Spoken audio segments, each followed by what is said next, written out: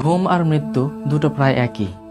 যদি শরীরের নিঃশ্বাস বন্ধ হয়ে যায় তাহলে সেটাকে মৃত্যু বলা হয়।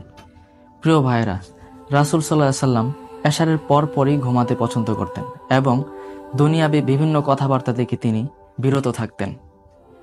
প্রিয় ভাইরা, রাতে যখন আমরা ঘুমাতে যাব, হয়তো আপনারা অনেকেই এই দোয়াটি পড়েন, আল্লাহুম্মা বিইসমিকা আমুতু ওয়া আহইয়া, অর্থাৎ হে আল্লাহ, আমি আপনার নামেই বাঁচি এবং আপনার নামেই মরি।